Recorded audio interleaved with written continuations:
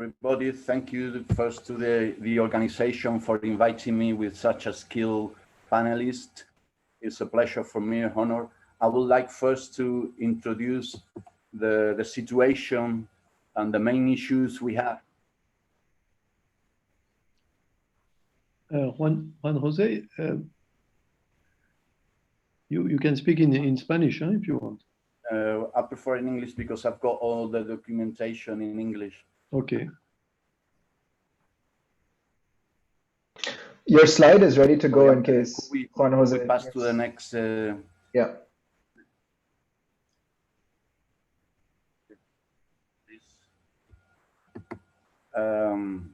Okay. So we have here the five main issues to access the land of peasants. First, the land grabbing.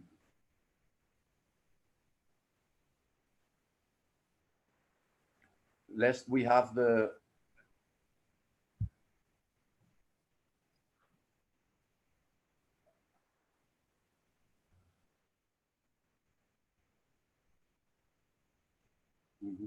Then we have that 1% of the farms are in the hands of 20% of the cropland.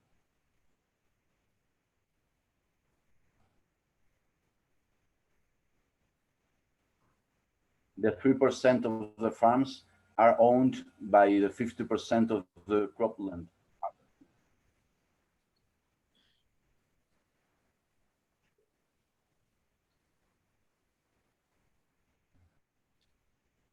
And just the 80% of the farms has access to 14.5.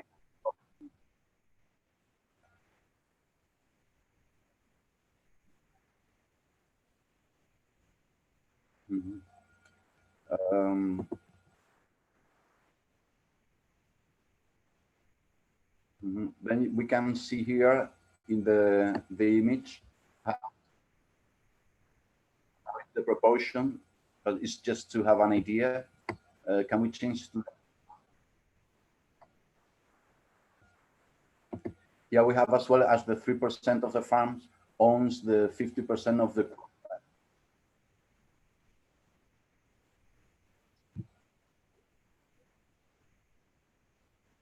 And the 80% of the farms have access to 14.5 land.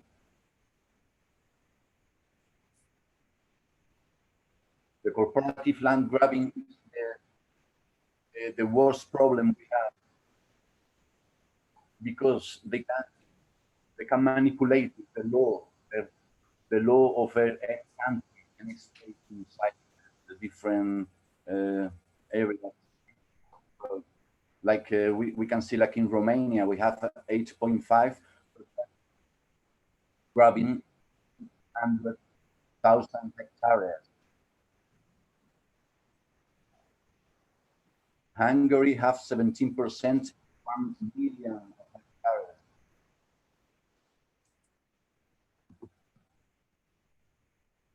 hectares. Sorry. And we can see how Serbia has 50% in 500,000.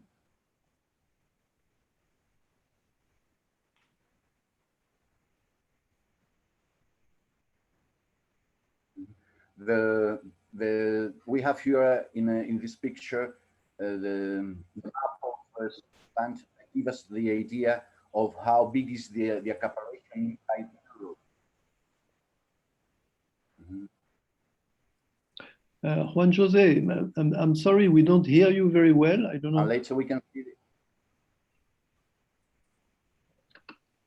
it. I don't know if you can speak closer to the mic. I'm listening at the same time. Yeah. Oh, yes. Sure. Do you hear me better now? Yes. Well, we can see here in this statistic how the family farms reduction is happening in Bulgaria, in Germany, in Spain, France, in Italy, and in Hungary.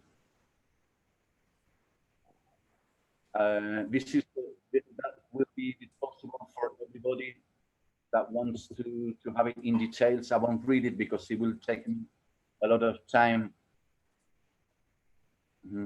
So we see a difference between Western Europe and Eastern Europe. The accaparation in Western Europe, it goes bigger than in Western Europe. And but on the bottom, we can see some examples. Like in Andalusia, we have 2% of the cropland in the hand of the 2% of tenants, which is like in we haven't changed much the situation.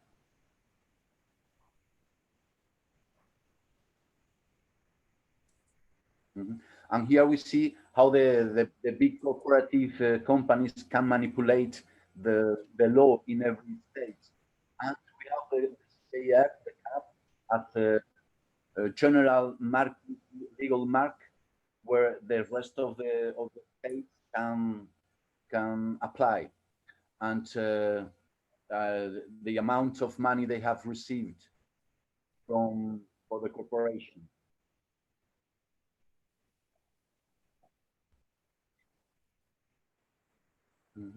And the exodus of the people from the countryside to the city are being implemented now due to the robotization of the society all over the world.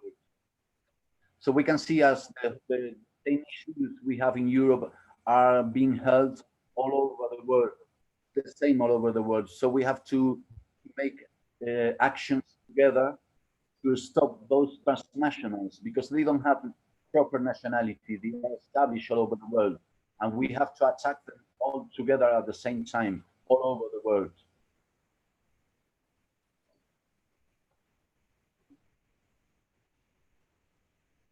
We can see the struggle levels in the next in the next one, please. We can see the struggle levels.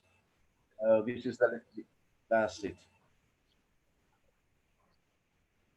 We see how we have to unify all the level of fights, even all the ideologies, all the leftist ideologies, socialist, communist, anarchist also. And we can see how the basis struggles are the ones that support all of them, but they need each other. You cannot do an action, a proper action in the street if you don't have a juridical support. And to have the juridical support, you need the policy support either, with agrarian laws. And all of them has to go together. Well, for the Andalusian one, I won't read it because it will take me a lot of time. And you can have it in the webpage of the International Forum of Land, Spanish Constitution also. And here there's an FAO that is interesting because that gives the whole law. This is a mark, a juridical mark that can be taken or applied countries all over the world. And what we see later in the next picture is El Humoso. It's a recovery, we call it recovered public land. We don't call it occupied. And that was owned by the Spanish army, the Spanish occupant army in Andalusia. And after the decade of strong fights with the whole village, small village of 2,800 people, and all of them, the whole village was supporting that struggle, because they had 95% of unemployment when Franco died. And in the post-dictatorial regime we are now, it was difficult to get this land in a place where there was full of peasants, but with so high unemployment. So there's nine different cooperatives in this land. The town hall is run by one of our mates, our funders of the union. That is the mayor, Juan Manuel Sánchez Gordillo. And we have two different sort of occupations, well, of recovering land.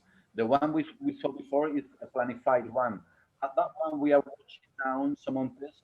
that was they are 432 hectares of public land that was going to be sold, and we stopped this selling, occupying the land and making it productible. That was in 2012, and you can see some of the work we're doing there. Juan, Jose, I'm sorry to interrupt, but can you close in 1 minute, please? Thanks. Mm-hmm. We can see in the next one, that one, the wheat.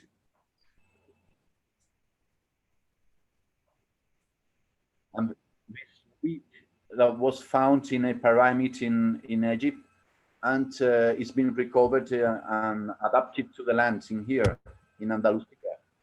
And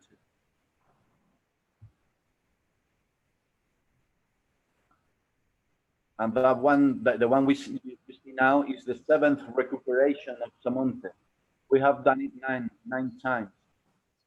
Every year, when they see our production is coming up, it's rising up, they put us out of the farm, and they leave the cropping to die, to break all our projects. But we go again, and we have done it 9 times.